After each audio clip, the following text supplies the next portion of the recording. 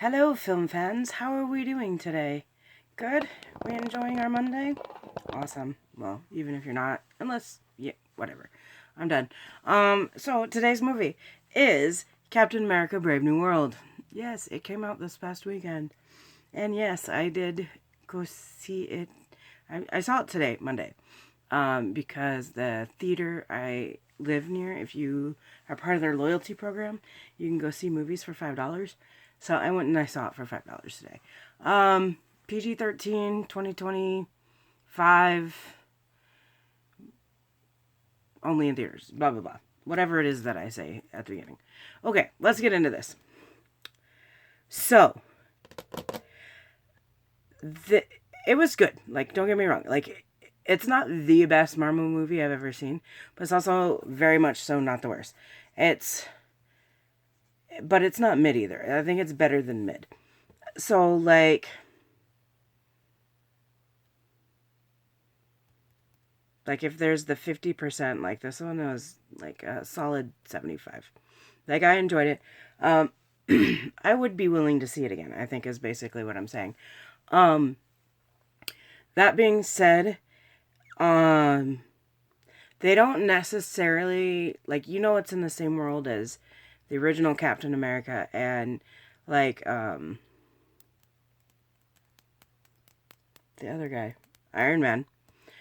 They reference Steve Rogers, of course. I think they even do that in the ad. Um, and of course, there's references to Hulk because Red Hulk is in this one, which the CGI in it is kind of weird. Like, there's scenes where you can see wounds healing, but then it closes up on the face and those wounds aren't. So I'm a little confused at that. Um, and like, sorry, when he hulks out and when Bruce Banner hulks out and he turns into the Hulk, especially when it was Mark Ruffalo, you could kind of tell that it looked like Mark Ruffalo. Where this Red Hulk, the person that I didn't realize who the Red Hulk was during the ads, so if you didn't either, I'm not going to give it away from you.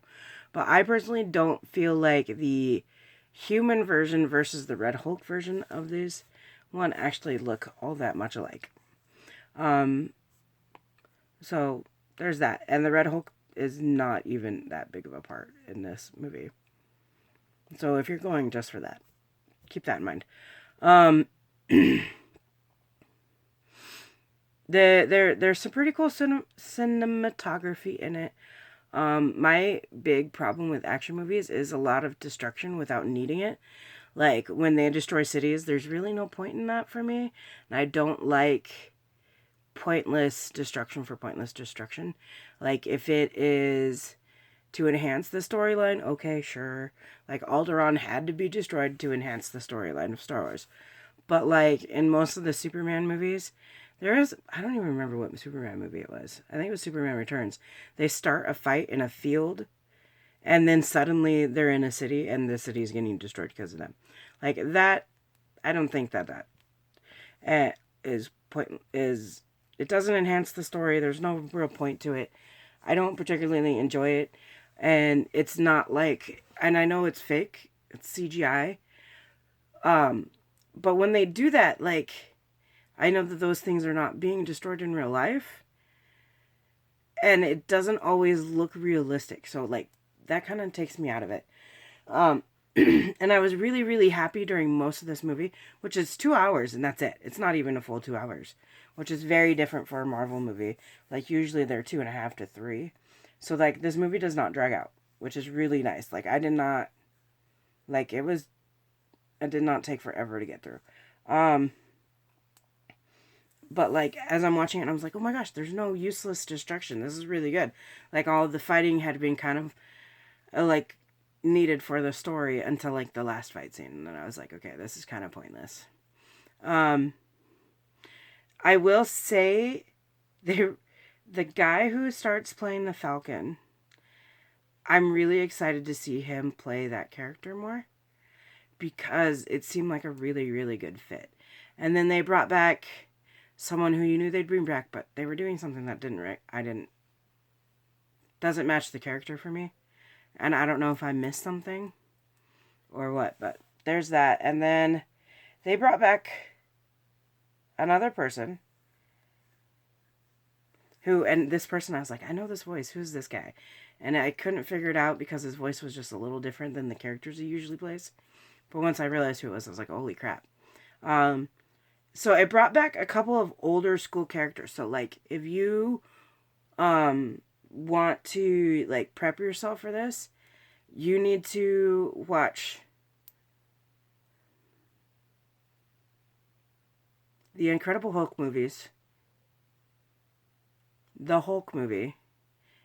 Like, you need to watch all Hulk things because Red Hulk storyline. And then you need to watch Endgame and then the Winter Soldier and Captain America and the Winter Soldier, the TV show. And then they reference Black Widow and they reference Ant-Man. Ant-Man's never actually in it, but they do reference him, and that's okay.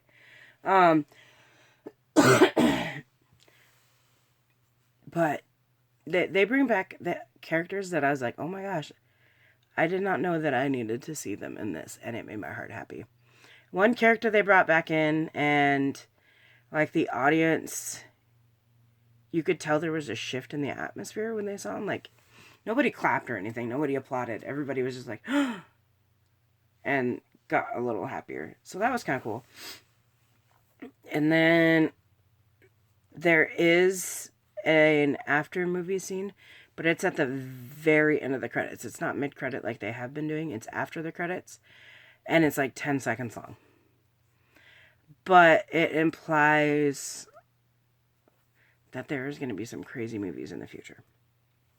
I do recommend seeing this one. Like, I'd be willing to go see it again on another $5 day. However, before the movie started, there were trailers, and they showed the trailers for, or the trailer for Fantastic Four, and that one looks really good, and it got me super excited. Yeah. It looks like it's going to be a little different than how they've done them. But I'm actually super excited to see it. I don't know if that's the one with Doctor Doom in it or not, though, because they don't show that in the trailers. They don't reference it in the trailers. But I can't imagine a Fantastic Four movie without Doctor Doom. And if it's the Doctor Doom that Robert Downey Jr. plays, I'm going to be interested to see how he plays that, because it's going to be very unique. But, yes, I'd recommend it. If